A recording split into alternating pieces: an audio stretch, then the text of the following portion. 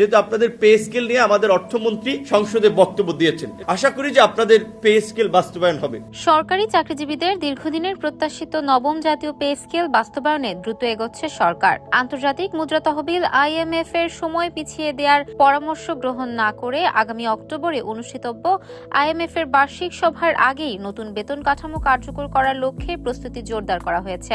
এদিকে অর্থমন্ত্রী জানিয়েছেন, নবম পে স্কেলের সব ধরনের চূড়ান্ত প্রস্তুতি প্রায় শেষ পর্যায়ে। মন্ত্রিসভার অনুমোদন পেলেই গ্যাজেট বা প্রজ্ঞাপন জারি করে নতুন বেতন কাঠামো আনুষ্ঠানিকভাবে কার্যকর করা হবে।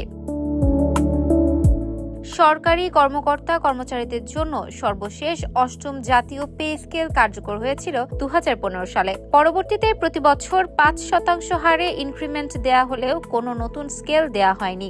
এর ফলে চলমান মূল্যস্ফীতি, নিত্যপণ্যের ঊর্ধ্বগতি এবং জীবনযাত্রার ব্যয় বৃদ্ধির কারণে সরকারি কর্মচারীদের পক্ষ থেকে নতুন পে স্কেলের দাবি দীর্ঘদিনের। পে কমিশনের সুপারিশ 2025 সালের জুলাইয়ে জমা দেয়া কমিশনের প্রতিবেদনে মূল বেতন 100 থেকে 140% পর্যন্ত বাড়ানোর প্রস্তাব করা হয়েছে।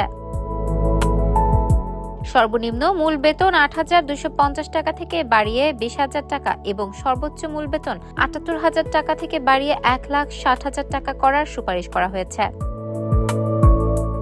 21 এপ্রিল গঠিত নতুন কমিটির সুপারিশের ভিত্তিতে পে স্কেলের সার্বিক বিষয়গুলো চূড়ান্ত করা হচ্ছে।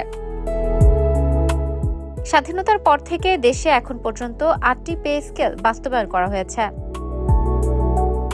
প্রথম পে স্কেল 1973 সালে সর্বনিম্ন 130 টাকা থেকে সর্বোচ্চ 2000 টাকা। দ্বিতীয় পে স্কেল 1973 সালে সর্বনিম্ন 2225 টাকা থেকে সর্বোচ্চ 3000 টাকা। তৃতীয় পে স্কেল 1985 সালে সর্বনিম্ন 500 টাকা থেকে সর্বোচ্চ 6000 টাকা। চতুর্থ পে স্কেল 1991 সালে সর্বনিম্ন 900 টাকা থেকে সর্বোচ্চ 10,000 টাকা। পঞ্চম পে স্কেল 1997 সালে সর্বনিম্ন 1500 টাকা থেকে সর্বোচ্চ 15,000 টাকা। ষষ্ঠ পে স্কেল 2005 সালে সর্বনিম্ন 2400 টাকা থেকে সর্বোচ্চ 23,000 টাকা। সপ্তম পে স্কেল 2009 সালে সর্বনিম্ন 4,100 টাকা থেকে সর্বোচ্চ 40,000 টাকা।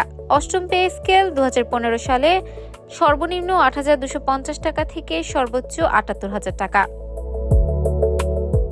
নতুন পে স্কেল কার্যকর হলে দেশের প্রায় 15 লাখ সরকারি কর্মকর্তা কর্মচারী ও কয়েক লাখ পেনশনভোগী উপকৃত হবেন। তবে এর ফলে সরকারের বার্ষিক অতিরিক্ত ব্যয় অন্তত 82,000 কোটি টাকা বেড়ে যাবে, যা বর্তমান বাজেটের উপর বড় আর্থিক চাপ তৈরি করতে পারে।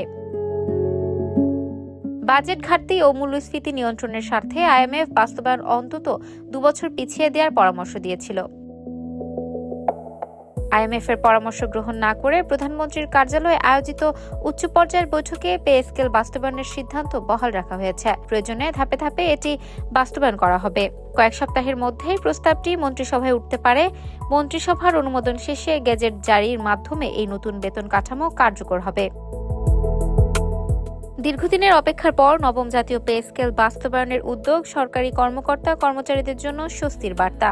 মন্ত্রিসভার অনুমোদন ও প্রজ্ঞাপন প্রকাশের মাধ্যমে এটি কার্যকর হলে মূল্যস্ফীতির চাপ মোকাবেলায় তাদের আর্থিক সক্ষমতা বাড়বে এবং চাকরিতে নতুন উদ্দীপনা সৃষ্টি হবে। Desk report, campus Times.